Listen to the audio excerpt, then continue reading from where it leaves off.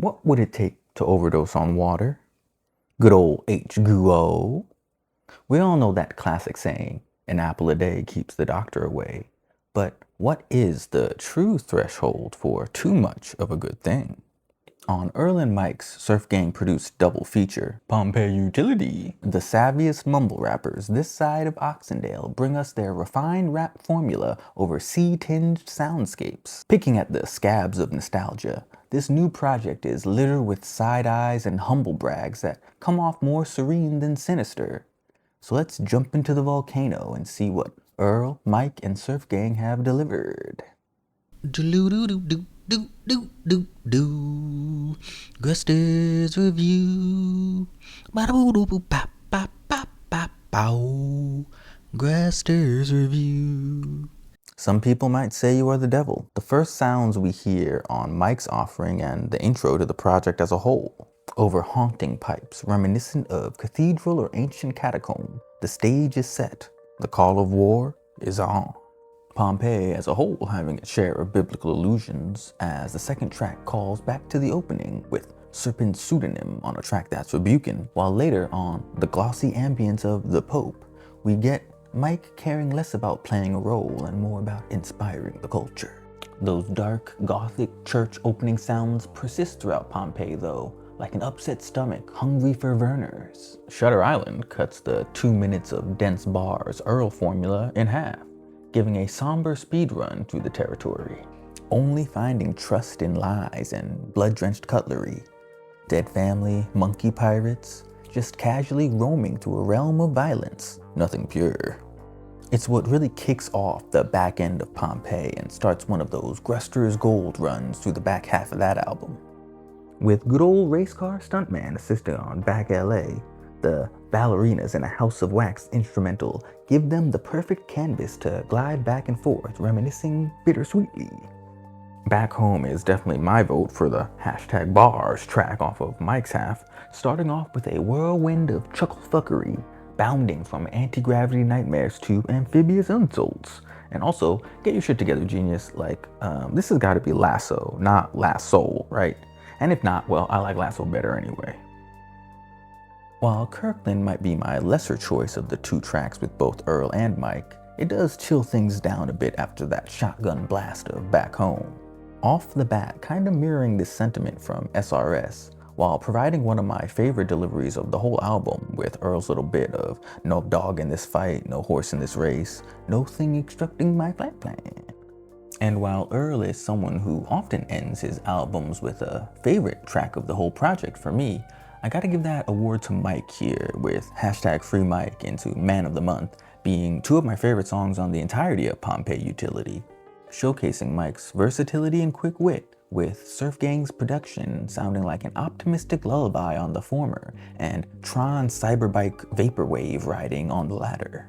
On Free Mike, we get everything from Mike asking you to keep his name out your mouth, questioning whether that sweet talk has rotted yet, to creating combustion with the dark arts, and making the most of what he's got in the drought. While Man of the Month has Mike letting the beat breathe every 8 bars or so for thoughts to simmer, trying to make fixes through all the damages, keeping it cool when handed the drugs, and once again, whether he's starting to believe all the dreams he's lived or starting to bleed them instead, it's a perfect capstone victory lap for Mike as the project transitions into Earl's Utility.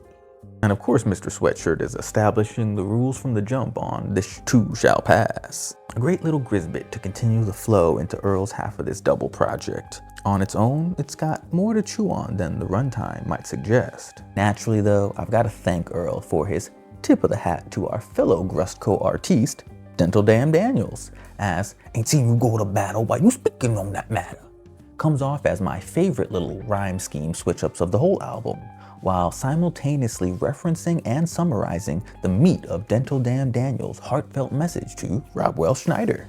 And reclaim his territory from any encroachments? He does, as Earl musters up the strength to get up again, manning up and taking accountability for all the damage he's done.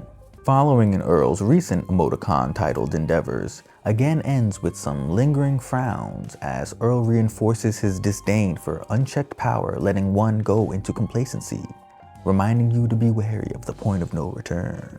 Twinkles of sunbeams shine through Home on the Range, while Earl invokes Guile holding down back with that flat fucking head on React. However, it's Hot Water that has Earl feeling most harmonious to me. Opening lines evoking millennia of human evolution distilled into one simple premise: sitting around ain't gonna get you shit. If SURFGANG has delivered a nautical ambiance of submersion here, then this track is like the drive to the beach, rocking back and forth gently as man wax poetic. Calling back to his appearance on Mike's half of the album with the relief of No Horse in the Stable, he brings probably my favorite little tongue-in-cheek shot of the whole album with this one-trick pony dig, continuing with his talent of creating raps out of thin air, bars later rhyming veneers with baby squid. Leadbelly continuing that affirmation of a double-down insular style, as there's no second chances from this point on, with a buzzing cryptid-like hum pulsing throughout that can only remind one of Gutbowl's many adventures to Minionopolis.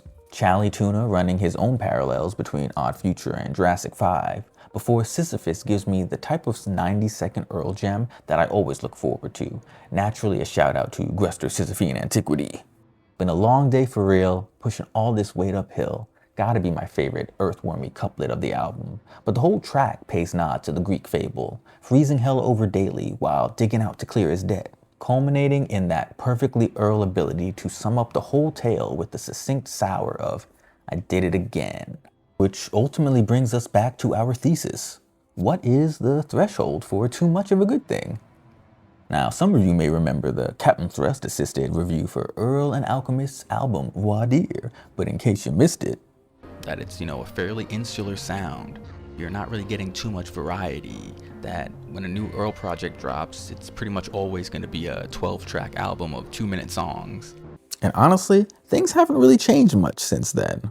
The MO is the MO, and the enjoyment of this double album is heavily predicated on how much that 90-second lyrical riff over ocean-sounding ambiance hits as a selling point. With a double feature, it does kind of emphasize that sameness and familiarity over an even longer runtime. Generally, the feature tracks come off more as filler than adding more varied perspectives, with the production being more enjoyable than not overall, but somewhat bleeding together throughout a full listen. At a certain point, it kind of just becomes which sounds start to hit you the best, which metaphors and turns of phrase do you prefer over other ones, as the album doesn't really have any sort of magnum opus or unique varied approaches that stand out in front of the rest.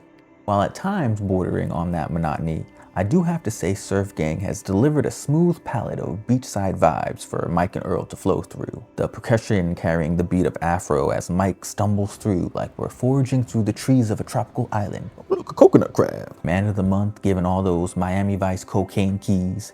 The good kind of cocaine, not the bad kind of cocaine. While Earl is able to deliver a tour de force on the twinkly feet to pavement romp of Tour de France. While some rappers are calling hoax on their own claims to greatness, Earl flips the brag into something that's even further generational. And it's not just me with this nautical thing, right? Like, even the duo themselves are sprinkling out watery metaphors with oceanic efficiency. All in all, POMPEII Utility is supremely an Earl and Mike project, produced by SURFGANG.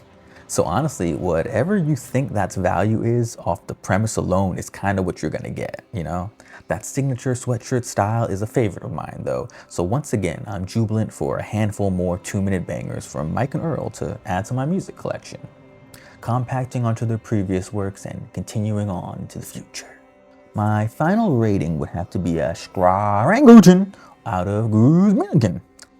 And that's our Gruster's review of Mike and Earl's SURFGANG produced double feature, POMPEII Utility. If you enjoyed the review, a like and subscribe would definitely help the channel. But also now I remember amniotic scheming. Okay, yeah, that's like one of the other last ones for the I like better lines. Like, I don't know what Mike is saying at the end there on Minty, but I think it's amniotic scheming, like birth goo, like fluids.